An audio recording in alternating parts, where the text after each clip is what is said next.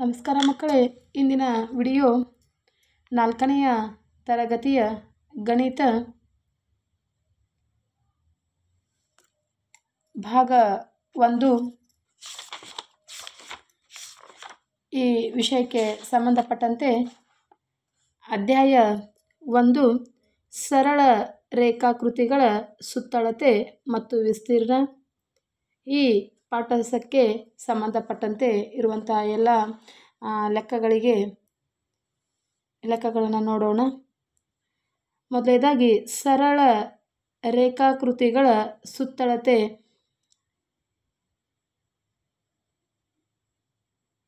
ಇಲ್ಲಿ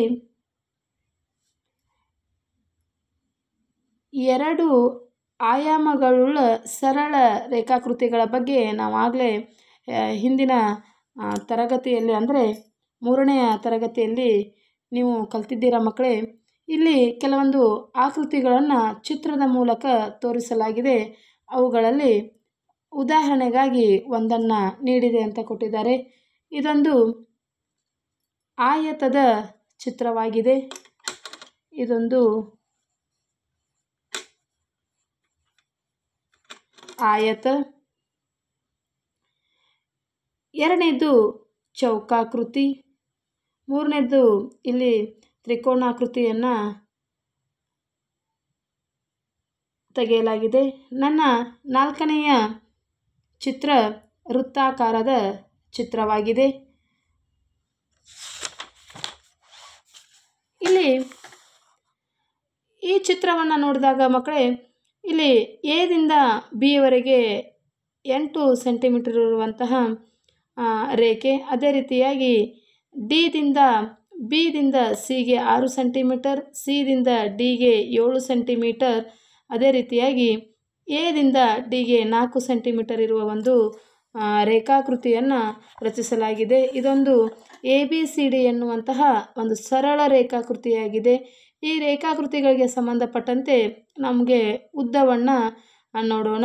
ಇಲ್ಲಿ ಎದಿಂದ ಬಿಗೆ ಇರುವ ದೂರ ಎಷ್ಟು? ಅದು 8 ಸೆಂಟಿಮೀಟರ್. ಬಿದಿಂದ ಸಿಗೆ ಇರುವ ದೂರ 6 ಸೆಂಟಿಮೀಟರ್. ಸಿದಿಂದ ಡಿಗೆ ಇರುವ ಅಳತೆ 7 ಸೆಂಟಿಮೀಟರ್. ಡಿಯಿಂದ ಎಗೆ ಇರುವ ಅಳತೆ 4 ಸೆಂಟಿಮೀಟರ್ ಅಂತ ನೋಡ್ಬೋದು. ಇಲ್ಲಿ ಎ ಮತ್ತು ಬಿಗೆ ಇರುವ ಉದ್ದವನ್ನು AB ಎಂದು ಸೂಚಿಸಲಾಗಿದೆ. AB ಇಲ್ಲಿ ಮಕ್ಕಳೇ ಎಷ್ಟು ಸೆಂಟಿಮೀಟರ್ ಅದೇ ಅಂದರೆ AB 8 ಸೆಂಟಿಮೀಟರ್. ಅದೇ ರೀತಿಯಾಗಿ BC 6 centimetre. Next CD 7 centimetre. ಅದೇ ರೀತಿಯಾಗಿ DA 4 ಸೆಂಟಿಮೀಟರ್ ಇರುವುದನ್ನು ನಾವು ನೋಡಬಹುದು. ಇನ್ನು ಈ ಎ ಇಂದ ಬಿಗೆ, ಬಿಯಿಂದ ಸಿಗೆ, ಅದೇ ರೀತಿಯ ಸಿಯಿಂದ ಡಿಗೆ, ಡಿಯಿಂದ ಎಗೆ ಇರುವ ಒಟ್ಟು ದೂರವೆಷ್ಟು ಅಂತ ಕೇಳಿದ್ದಾನೆ. ಹಾಗಾದರೆ AB plus BC plus CD plus DA, AD 8 centimetre plus 6 centimetre plus 7 centimetre plus 4 centimetre, ಒಟ್ಟು 25 ಸೆಂಟಿಮೀಟರ್ಗಳಾಗಿವೆ. ಒಂದು ಸರಳ ರೇಖಾಕೃತಿಯ ಎಲ್ಲ ಬಾಹುಗಳ ಒಟ್ಟು ಉದ್ದವನ್ನು ಆ ಆಕೃತಿಯ ಸುತ್ತಳತೆ ಎಂದು ಕರೆಯುವರು. ಒಂದು ಸರಳ ರೇಖಾಕೃತಿಯ ಎಲ್ಲ ಬಾಹುಗಳ ಒಟ್ಟು ಉದ್ದವನ್ನು ಆ ಆಕೃತಿಯ ಸುತ್ತಳತೆ ಎಂದು ಕರೆಯುವರು.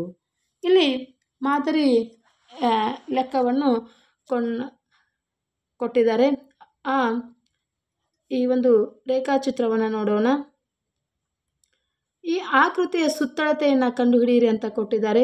ಬಿದಿಂದ ಸಿ 7 ಸೆಂಟಿಮೀಟರ್ ಇದೆ. ಸಿದಿಂದ ಎ 6 ಸೆಂಟಿಮೀಟರ್. ಎದಿಂದ ಬಿ 4 ಸೆಂಟಿಮೀಟರ್ ಇದೆ.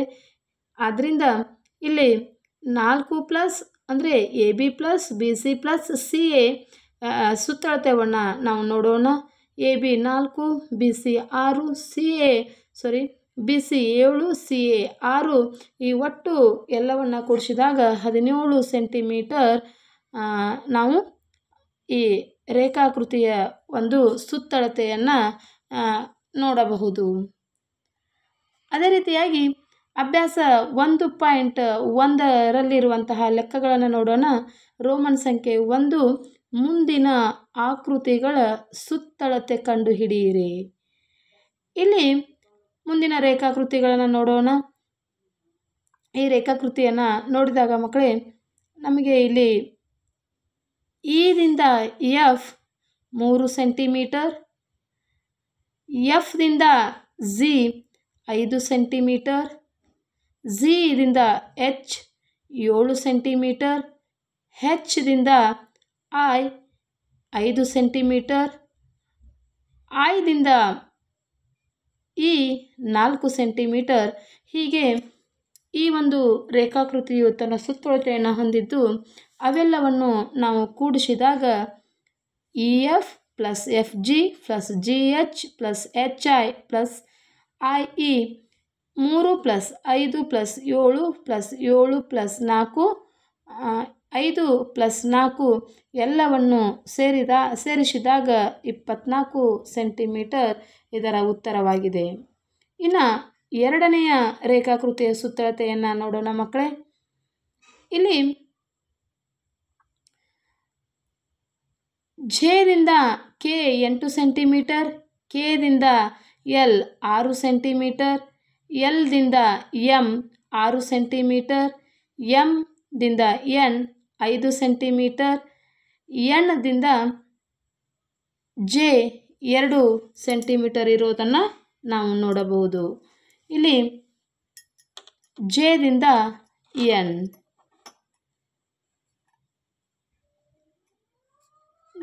ಜೆದಿಂದ ಎನ್ = 2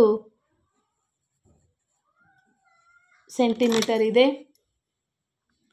ಇದರ ಸುತ್ತಳತೆಯನ್ನು ನೋಡಿದಾಗ J K plus K L plus L M plus M N plus N J ಅಥವಾ J N 8 plus 6 plus 6 plus 5 plus 2 ಒಟ್ಟು ಸುತ್ತಳತೆಯನ್ನು ನಾವು ಇದು ಕೂಡಿಸಿದಾಗ 27 ಸೆಂಟಿಮೀಟರ್. ಇನ್ನು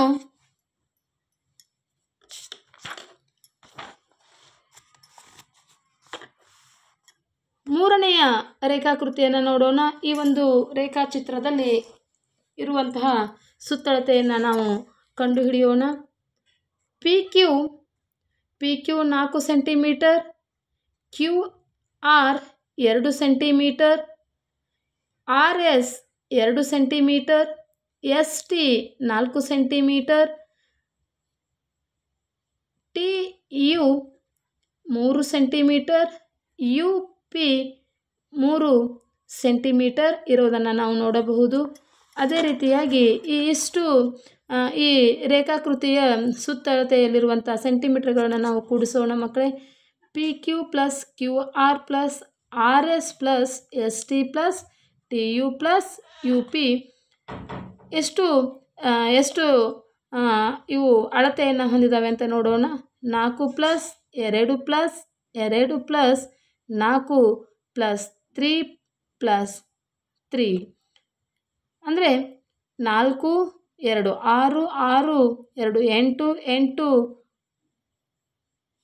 4 4 2 6 6 2 8 8 4 12 12 3 15 15 3 ಇಲ್ಲಿ 15 18 ಸೆಂಟಿಮೀಟರ್ ಆಗುತ್ತದೆ. ಈ ಒಟ್ಟು ರೇಖಾಕೃತಿಯ ಸುತ್ತಳತೆಯನ್ನು ನಾವು ನೋಡಿದಾಗ 18 ಸೆಂಟಿಮೀಟರ್ ಆಗುತ್ತದೆ. ಅದೇ ರೀತಿಯಾಗಿ ನಾಲ್ಕನೆಯ ಈ ಒಂದು ರೇಖಾಕೃತಿಯ ಸುತ್ತಳತೆಯನ್ನು ಕಂಡುಹಿಡಿಯೋಣ ಮಕ್ಕಳೇ. W X 7 centimetre, X C 8 centimetre, C N 4 centimetre, N R 6 centimetre, R M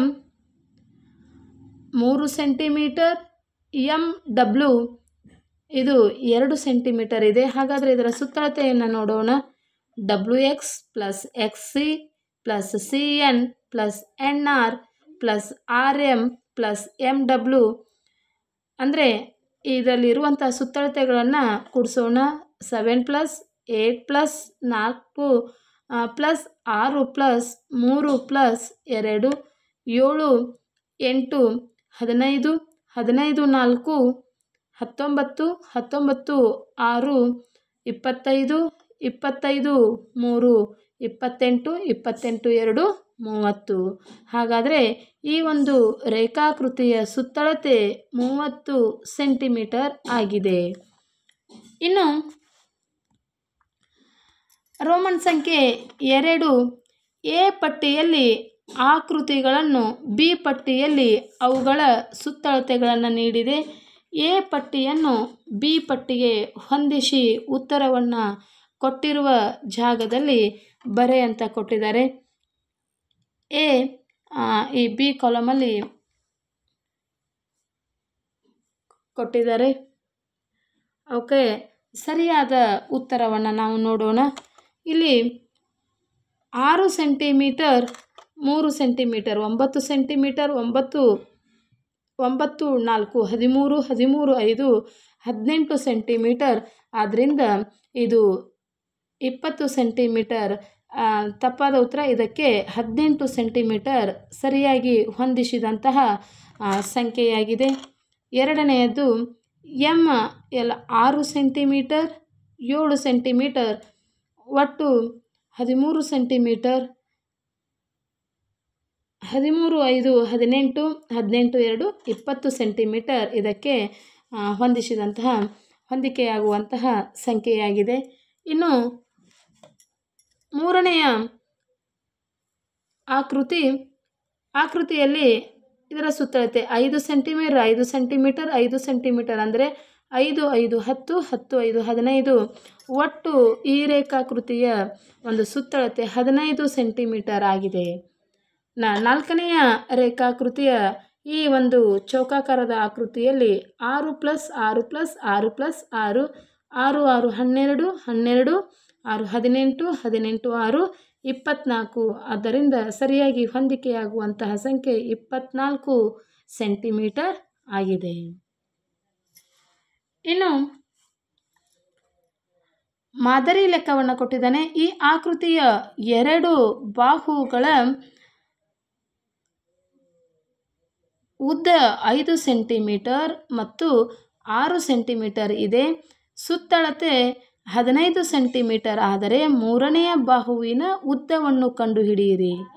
ಕೊಟ್ಟಿರುವ 2 ಬಾಹುಗಳ ಮೊತ್ತ 5 ಸೆಂಟಿಮೀಟರ್ ಪ್ಲಸ್ 6 ಸೆಂಟಿಮೀಟರ್. ಎರಡನ್ನು ಕೂಡಿದಾಗ 6 5 11 ಸೆಂಟಿಮೀಟರ್ ಆಯಿತು. ಮೂರನೆಯ ಬಾಹುವಿನ ಉದ್ದ ಮೂರನೆಯ ಬಾಹುವನ್ನು ಕಂಡುಹಿಡಿಯುವಾಗ ಬಳಸುವಂಥ ಸೂತ್ರ ಸುತ್ತಳತೆ ಮೈನಸ್ 2 ಬಾಹುಗಳ ಮೊತ್ತ. ಮೂರನೇ ಬಾಹುವಿನ ಉದ್ದ ಸುತ್ತಳತೆ 15 ಸೆಂಟಿಮೀಟರ್. 2 ಬಾಹು ಮೈನಸ್ 2 ಬಾಹುಗಳ ಮೊತ್ತ 11 ಸೆಂಟಿಮೀಟರ್ ಇದೆ. 15ರಲ್ಲಿ 11ನ್ನು ಕಳೆದಾಗ 4 ಸೆಂಟಿಮೀಟರ್. ಹಾಗಾದ್ರಿಂದ RQ ಈ ಒಂದು ಅಳತೆ ಎಷ್ಟಾಗಿದೆ? 4 ಸೆಂಟಿಮೀಟರ್ ಆಗಿದೆ.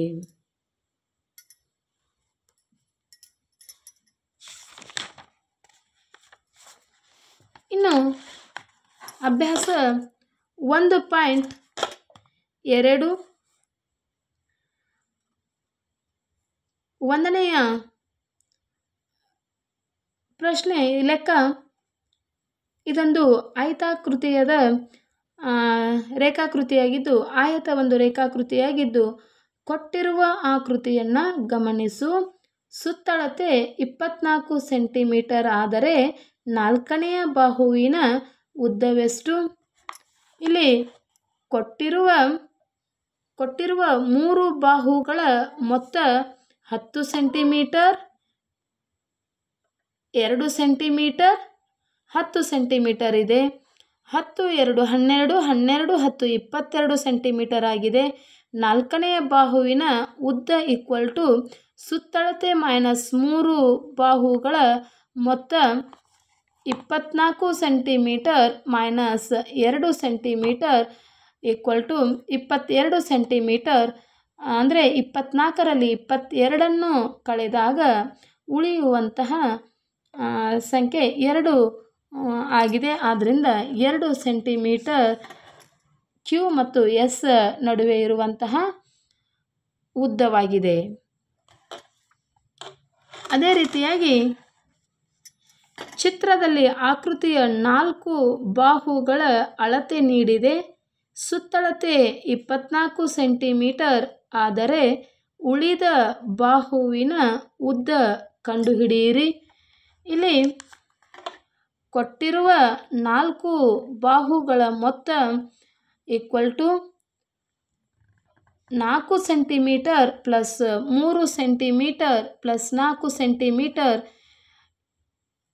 ಪ್ಲಸ್ 8 ಸೆಂಟಿಮೀಟರ್ ಈಕ್ವಲ್ ಟು ಎಲ್ಲವನ್ನು ಸೇರಿಸಿದಾಗ 19 ಸೆಂಟಿಮೀಟರ್ ಆಗುತ್ತದೆ. 5ನೆಯ ಬಾಹುವಿನ ಉದ್ದ ಈಕ್ವಲ್ ಟು ಸುತ್ತಳತೆ ಮೈನಸ್ 4 ಬಾಹುಗಳ ಮೊತ್ತ ಈಕ್ವಲ್ ಟು ಎಲ್ಲವನ್ನು ಸೇರಿಸಿದಾಗ 24 ಸೆಂಟಿಮೀಟರ್ ಮೈನಸ್ 19 ಸೆಂಟಿಮೀಟರ್. 5ನೆಯ ಬಾಹುವಿನ ಉದ್ದ 24ರಲ್ಲಿ 5ನ್ನು ಕಳೆದಾಗ ಇದರ 5ನೆಯ ಬಾಹುವಿನ ಉದ್ದ 5 ಸೆಂಟಿಮೀಟರ್ ಆಗುತ್ತದೆ. ಇನ್ನು 3ನೆಯ ಲೆಕ್ಕ, ಚಿತ್ರದಲ್ಲಿ ಒಂದು ಬಾಹುವಿನ ಉದ್ದ 7 ಸೆಂಟಿಮೀಟರ್ ಇದ್ದು ಎಲ್ಲ ಬಾಹುಗಳು ಸಮವಾಗಿವೆ. ಈ ಆಕೃತಿಯ ಸುತ್ತಳತೆ ಕಂಡುಹಿಡಿ.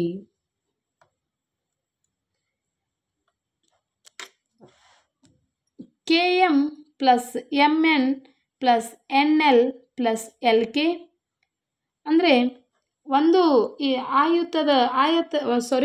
ಇದೊಂದು ಚೌಕ ಆಕೃತಿಯಾಗಿದ್ದು ಚೌಕದ 4 ಬಾಹುಗಳ ಇದೊಂದು ಸುತ್ತಳತೆ ಸಮವಾಗಿದ್ದರಿಂದ LN 7 ಸೆಂಟಿಮೀಟರ್ ಆಗಿದೆ. ಅಂದರೆ NM ಸಹ 7 ಸೆಂಟಿಮೀಟರ್, MK ಸಹ 7 ಸೆಂಟಿಮೀಟರ್, ಅದೇ ರೀತಿಯಾಗಿ KL ಸಹ 7 ಸೆಂಟಿಮೀಟರ್ ಆಗಿರುತ್ತದೆ. ಆದ್ದರಿಂದ ಇಲ್ಲಿ 7 ಪ್ಲಸ್ 7 ಪ್ಲಸ್ 7 ಪ್ಲಸ್ 7 ಒಟ್ಟು ಸುತ್ತಳತೆ 7 4 28 ಅಂದರೆ 28 ಸೆಂಟಿಮೀಟರ್ ಆಗುತ್ತದೆ.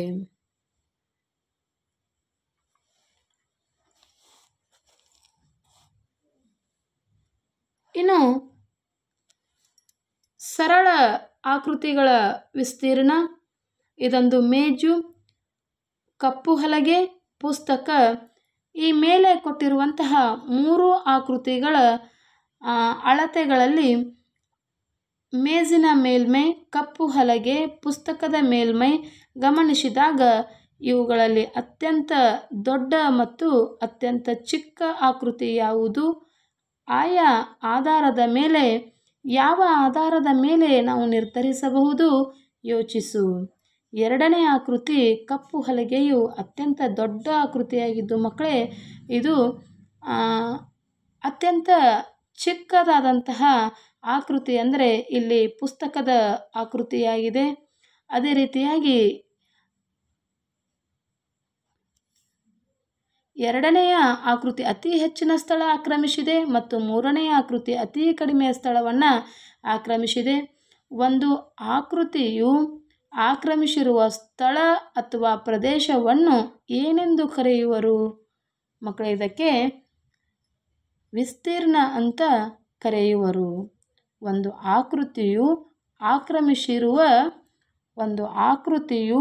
ಆಕ್ರಮಿಸಿರುವ ಸ್ಥಳ ಅಥವಾ ಪ್ರದೇಶವನ್ನು ಆ ಆಕೃತಿಯ ವಿಸ್ತೀರ್ಣ ಎಂದು ಕರೆಯುತ್ತೇವೆ.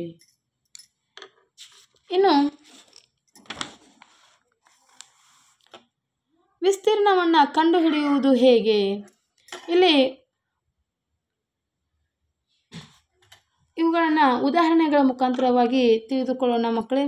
ವಿಸ್ತೀರ್ಣದ ಮೂಲಮಾನ ಇಲ್ಲಿ ಒಂದು ಕೋಣೆಯ ವಿಸ್ತೀರ್ಣ ಅಂದರೆ ಇನ್ನು ಯಾವ ಸನ್ನಿವೇಶಗಳಲ್ಲಿ ನಾವು ಈ ರೀತಿಯಾಗಿ ಸನ್ನಿವೇಶಗಳಲ್ಲಿ ನಾವು ವಿಸ್ತೀರ್ಣವನ್ನು ಕಂಡುಹಿಡಿಯುತ್ತೇವೆ. ಒಂದು ಕ್ರೀಡಾಂಗಣದ ವಿಸ್ತೀರ್ಣವನ್ನು, ಅದೇ ರೀತಿಯಾಗಿ ಒಂದು ಭೂಮಿಯ ವಿಸ್ತೀರ್ಣ, ಒಂದು ದೇವಾಲಯದ ವಿಸ್ತೀರ್ಣ ಎಷ್ಟಿದೆ ಅಂತ ಹೇಳುವಾಗ ನಾವು ಅಳತೆ ಪಟ್ಟಿಯ ಮುಖಾಂತರವಾಗಿ ಅವುಗಳನ್ನು ಅಳತೆ ಮಾಡುತ್ತೇವೆ.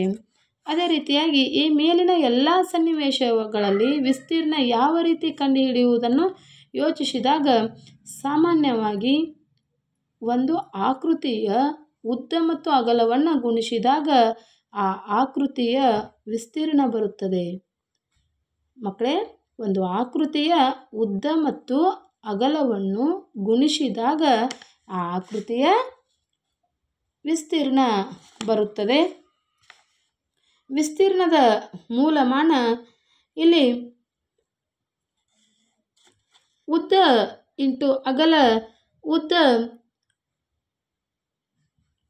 ಮಕ್ಕಳೇ, ಅಗಲ ಮತ್ತು ಉದ್ದ ಎರಡನ್ನು ನಾವು ನೋಡೋಣ. ಇಲ್ಲಿ 1, 2, 3. ಅದೇ ರೀತಿಯಾಗಿ ಅಗಲವು ಸಹ 1, 2, 3. ಈ ರೀತಿಯ ಗ್ರಾಫ್ ಹಾಳೆಯ ಮೇಲೆ ನಾವು ನೋಡಿದಾಗ 3 × 3 = 9 ಸೆಂಟಿಮೀಟರ್. ಆದ್ದರಿಂದ ಈ ರೇಖಾಕೃತಿಯಲ್ಲಿ ನಾವು 9 ಸೆಂಟಿಮೀಟರ್ ಇದೊಂದು ವಿಸ್ತೀರ್ಣವನ್ನು ನೋಡಬಹುದು. ಈ ಒಂದು ರೇಖಾಕೃತಿಯ ಉದ್ದ ಅಗಲವನ್ನು ನಾವು ಗುಣಿಸಿದಾಗ 9 ಸೆಂಟಿಮೀಟರ್ ಬರುತ್ತದೆ ಎಂದು ಗೊತ್ತಾಗುತ್ತದೆ. ಅದೇ ರೀತಿಯಾಗಿ NM ಮತ್ತು KL ಇದೊಂದು ವಿಸ್ತೀರ್ಣದ ಮೂಲಮಾನ ನೋಡಿದಾಗ ಉದ್ದ ಗುಂಡ್ಲೆ ಅಗಲ. ಇಲ್ಲಿ 1, 2, 3, 4 ಇದು ಉದ್ದವಾಗಿದ್ದು ಇದು ಅಗಲವಾಗಿದ್ದು 1, 2 ಇದು ಅಗಲವಾಗಿದೆ. ಆದ್ದರಿಂದ 2 × 4 ಇದು 8 ಸೆಂಟಿಮೀಟರ್. ಅಂದರೆ ಸ್ಕ್ವೇರ್ ವರ್ಗವನ್ನು ಮರೆದಾಗ ಇದು ಚದುರ್ ಕಿಲೋಮೀಟರ್ ಅಂತ ಕೊಡುತ್ತೆ. ಯಾಕೆಂದರೆ ಮಕ್ಕಳೇ, ನಾವು ವಿಸ್ತೀರ್ಣವನ್ನು ಚದುರ್ಮಾನಗಳಲ್ಲಿ ಅಳೆಯುತ್ತೇವೆ. ಇಲ್ಲೇ ವಿಸ್ತೀರ್ಣವನ್ನು ಕೇಳಿದ್ರಿಂದ ಇದು 8 ಚದುರ್ ಸೆಂಟಿಮೀಟರ್. ಅದೇ ರೀತಿಯಾಗಿ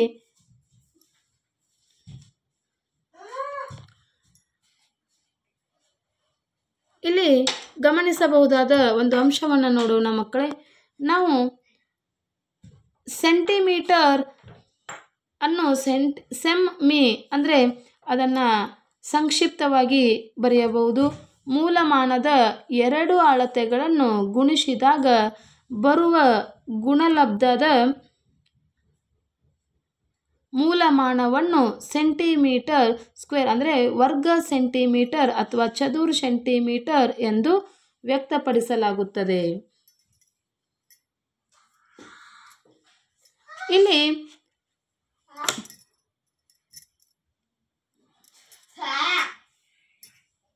4 ಚದುರ್ ಮೀಟರ್ ಬಟ್ಟೆ, 15 ಚದುರ್ ಮೀಟರ್ ಗೋಡೆ, 1 ಚದುರ್ ಕಿಲೋಮೀಟರ್ ದೊಡ್ಡದಾದ ಕೆರೆ, 2 ಚದುರ್ ಕಿಲೋಮೀಟರ್ ಪ್ರಾಣಿ ಸಂಗ್ರಹಾಲಯ ವಿಸ್ತೀರ್ಣ ಮುಂತಾದವು. ಈ ರೀತಿಯಾಗಿ ನಾವು ವಿಸ್ತೀರ್ಣವನ್ನು ಹೇಳುವಾಗ ಬಳಸುವಂತಹ ಪದಗಳನ್ನು ನೋಡಬಹುದು. ಇಲ್ಲಿ ಬಳಸಿರುವ ವಿವಿಧ ಮೂಲಮಾನಗಳನ್ನು ಗಮನಿಸಿದಾಗ ಅಳತೆಯು ಮೀಟರ್ನಲ್ಲಿದ್ದಾಗ ವಿಸ್ತೀರ್ಣದ ಮೂಲಮಾನ ಚದುರ್ ಮೀಟರ್, ಅಳತೆಯು ಕಿಲೋಮೀಟರ್ನಲ್ಲಿದ್ದಾಗ ವಿಸ್ತೀರ್ಣದ ಮೂಲಮಾನ ಚದುರ್ ಕಿಲೋಮೀಟರ್ ಆಗಿದೆ. ಆದ್ದರಿಂದ ಮಕ್ಕಳೇ, ವಿಸ್ತೀರ್ಣವನ್ನು ನಾವು ಚದುರ್ಮಾನದಲ್ಲಿ ವ್ಯಕ್ತಪಡಿಸಲಾಗುತ್ತದೆ. ಇನ್ನು ಮಾದರಿ ಒಂದು ಗ್ರಾಫ್ ಹಾಳೆಯಲ್ಲಿರುವ ಪ್ರತಿ ಚೌಕದ ವಿಸ್ತೀರ್ಣ 1 ಚದುರ್ ಮೀಟರ್. ಆದರೆ ಕೊಟ್ಟಿರುವ ಆಕೃತಿಯ ವಿಸ್ತೀರ್ಣ ಎಷ್ಟು ಅಂತ ಕೇಳಿದ್ದಾನೆ ಮಕ್ಕಳೇ. ಆಕೃತಿಯೊಳಗಿನ ಚೌಕಗಳನ್ನು ಎಣಿಸು. ಒಟ್ಟು 7 ಚೌಕಗಳಿವೆ. ಆದ್ದರಿಂದ ಆಕೃತಿಯ ವಿಸ್ತೀರ್ಣ 7 ಚದುರ್ ಸೆಂಟಿಮೀಟರ್. ನೋಡೋಣ ಮಕ್ಕಳೇ. 1, 2, 3, 4, 5, 6, 7. ಆದ್ದರಿಂದ 7 ಚೌಕಗಳಿದ್ದು ಇದರ ವಿಸ್ತೀರ್ಣ 7 ಚದುರ್ ಸೆಂಟಿಮೀಟರ್ ಆಗಿದೆ. ಅದೇ ರೀತಿಯಾಗಿ ಮಕ್ಕಳೇ 1.3 ಅಭ್ಯಾಸದಲ್ಲಿಯ ಮೊದಲನೆಯ ರೋಮನ್ ಸಂಖ್ಯೆಯಲ್ಲಿರುವಂಥ ಪ್ರಶ್ನೆಗಳನ್ನು ನೋಡೋಣ. ಗ್ರಾಫ್ ಹಾಳೆಯಲ್ಲಿನ ಪ್ರತಿ ಚೌಕದ ವಿಸ್ತೀರ್ಣ 1 ಚದುರ ಸೆಂಟಿಮೀಟರ್ ಆದರೆ ಮುಂದಿನ ಆಕೃತಿಗಳ ವಿಸ್ತೀರ್ಣವನ್ನು ಕಂಡುಹಿಡಿಯಿರಿ. ಇಲ್ಲಿ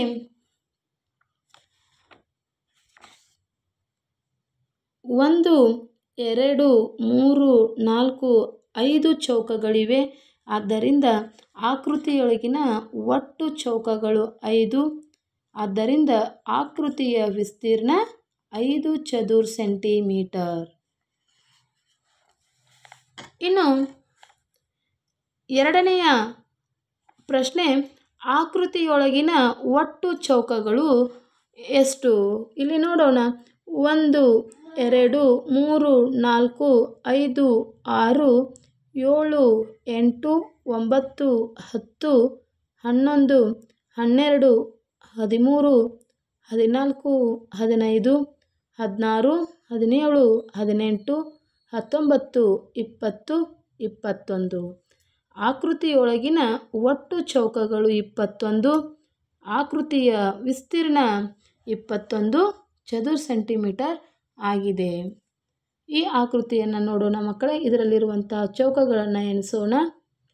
1 2 3 4 5 6 7 8 9 10 11 12 13 14 15 16 17 18 19 20. ಆಕೃತಿಯೊಳಗಿನ ಒಟ್ಟು ಚೌಕಗಳು 20. ಆಕೃತಿಯ ವಿಸ್ತೀರ್ಣ 20 ಚದುರ ಸೆಂಟಿಮೀಟರ್ಗಳಾಗಿವೆ. ಇನ್ನು ಈ ನಾಲ್ಕನೆಯ ಆಕೃತಿಯಲ್ಲಿ ಕೊಟ್ಟಂತಹ ಚೌಕಗಳನ್ನು ಎಣಿಸೋಣ ಮಕ್ಕಳೇ. 1 2 3 4 5 6 7 8 9 10 11 12 13 14 15 16. ಆದ್ದರಿಂದ ಈ ಆಕೃತಿಯೊಳಗೆ ಇರುವಂಥ ಒಟ್ಟು ಚೌಕಗಳು ಮಕ್ಕಳೇ ಎಷ್ಟು? 16. ಆಕೃತಿಯ ವಿಸ್ತೀರ್ಣ ಮಕ್ಕಳೇ ಹಾಗಾದರೆ 16 ಚದುರ ಸೆಂಟಿಮೀಟರ್. ಇನ್ನು ಆಕೃತಿ 5. ಈ ಆಕೃತಿಯಲ್ಲಿ 1 2 3 4 5 6 7 8 9 10 11 12. ಆದ್ದರಿಂದ ಮಕ್ಕಳೇ ಈ ಆಕೃತಿಯಲ್ಲಿರುವಂತಹ ಚೌಕಗಳ ಸಂಖ್ಯೆ 12. ಆದ್ದರಿಂದ ಆಕೃತಿಯ ವಿಸ್ತೀರ್ಣ = 12 ಚದುರ ಸೆಂಟಿಮೀಟರ್. ಇನ್ನು ಮುಂದಿನ ಆಕೃತಿಗಳನ್ನು ಗಮನಿಸುವಂತ ಕೊಟ್ಟಿದ್ದಾರೆ. ಇವುಗಳನ್ನು ಗ್ರಾಫ್ ಹಾಳೆಯ ಮೇಲೆ ಬಿಡಿಸಿ ವಿಸ್ತೀರ್ಣವನ್ನು ಕಂಡುಹಿಡಿಯಲು ಪ್ರಯತ್ನಿಸುವಂತ ಇದೆ.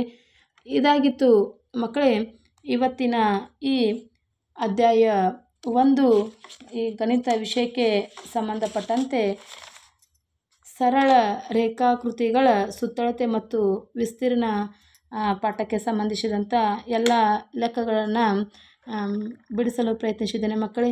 ಈ ಒಂದು ವಿಡಿಯೋ ನಿಮಗೆ ಇಷ್ಟವಾದಲ್ಲಿ ಸಬ್ಸ್ಕ್ರೈಬ್ ಮಾಡಿ, ಶೇರ್ ಮಾಡಿ ಹಾಗೂ ಲೈಕ್ ಅನ್ನು ಕೊಡಿ. ಅದು ನಮ್ಮ ಮತ್ತಷ್ಟು ವಿಡಿಯೋಗಳನ್ನು ಮಾಡಲಿಕ್ಕೆ ಪ್ರೋತ್ಸಾಹವನ್ನು ನೀಡುತ್ತೆ. ಈ ವಿಡಿಯೋ ವೀಕ್ಷಿಸಿದ ಎಲ್ಲ ಮಕ್ಕಳಿಗೂ ಧನ್ಯವಾದಗಳು. Thank you for watching my video.